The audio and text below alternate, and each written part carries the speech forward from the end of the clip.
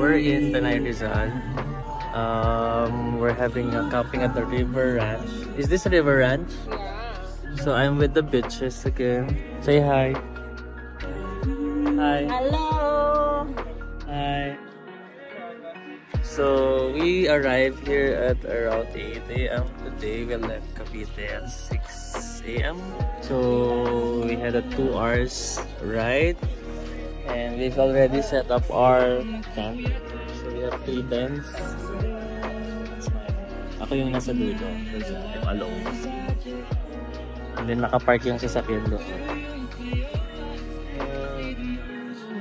Now we're just waiting for our breakfast to be cooked. Hotdog tsaka spam. Okay, bye. See you again later. Bye.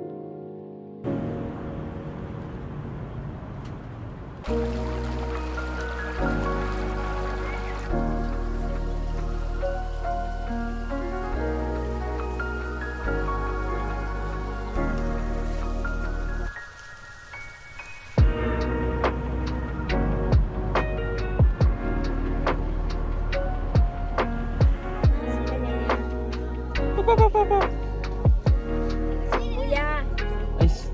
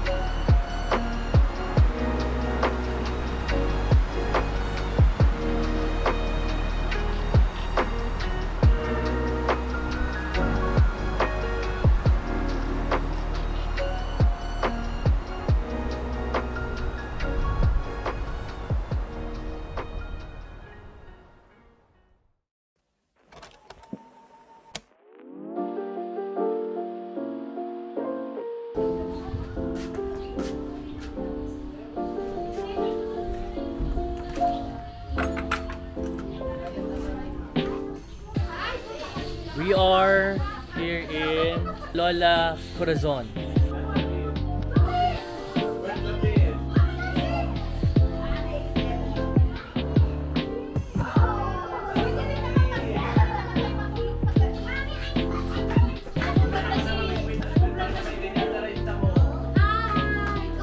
Hi!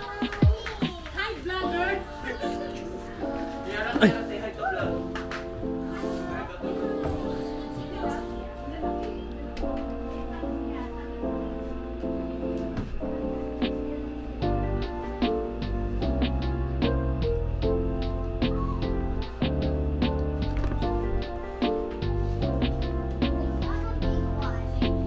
Say hi.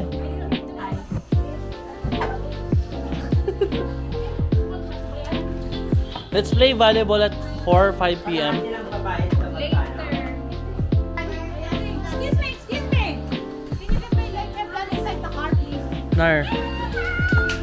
Ask ko rin mo yung leche plan. Asa?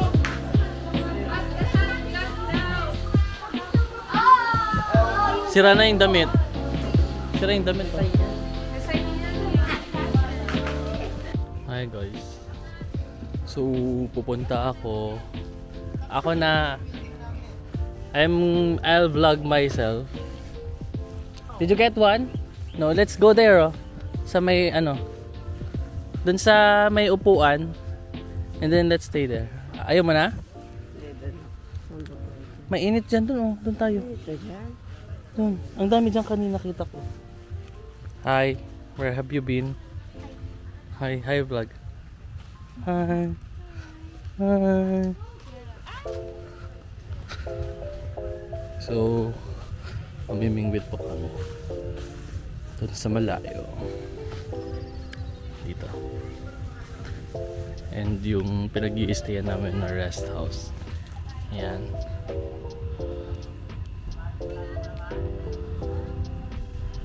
Ayan.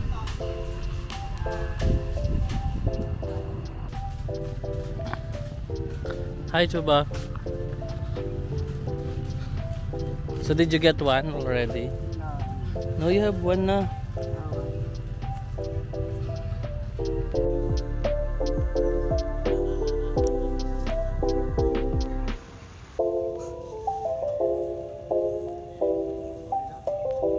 Wala po.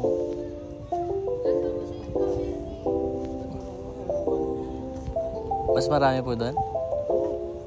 Bulate. Ay, Raisa, gusto mo bulate? Ito. Ito maganda babae.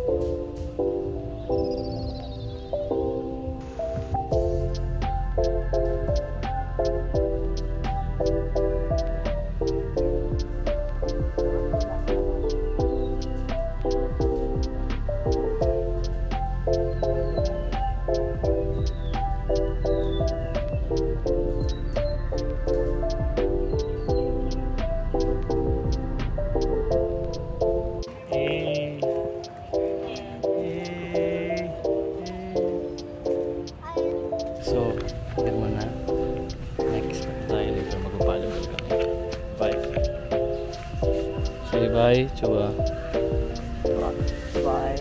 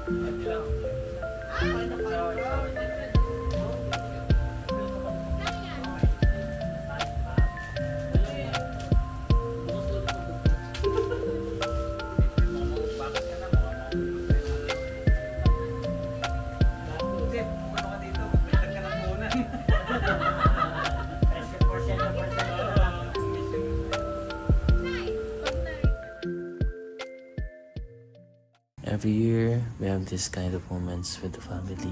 Parang pag-uwi sa pinakamainit na yakap nila. Sa dami ng trabaho, challenges, and growth nitong taon, I realize na ang dami kong hinanap na simpleng oras kasama lang mga taong mas nakakakilala sa akin. Iba talaga yung pakiramdam ng nakaupo kayo sa dining table, nagkakwentuhan, nagtatawanan, at kumakain ng mga paborito niyong pagkain. Parang lahat ng pagod at stress nawawala. Doon mo ma-realize na hindi ka lang isang taong nagtatrabaho, isa ka rin kaibigan, at isa ka rin taong may goals sa buhay, isa kang anak, kapatid, at parte ng isang bagay na mas malaki kaysa sa sarili mo. Naalala ko na okay lang mag-pause minsan, mag-relax, na dapat lang namnamin yung saya at makita ang iyong pamilya na super proud sa'yo. Tumawa sa mga jokes with your siblings and ma-appreciate yung maliliit na bagay na nagpapalakas ng loob mo. Family, hindi lang sila support system. Sila yung tahimik na sumusuporta sa'yo kapag sobrang mabigat na ang pakiramdam mo. Sila rin yung nagpapaalala na ang pagpapahinga is not katamaran. Isang paraan yun ng pagmamahal sa sarili mo. At ang pagmamahal nila, iba talaga. Napupuno yung puso mo na parang walang ibang makakagawa kundi sila lang. Kaya every year ends, ito yung tradition namin na mag-spend together kasama ang isa't isa. It feels like you are being recharged, naaalala mo yung purpose mo sa buhay, at nare-remind ka na yung simpleng happiness kasama ang pamilya ang pinaka-worth it sa lahat ng pinaghihirapan natin.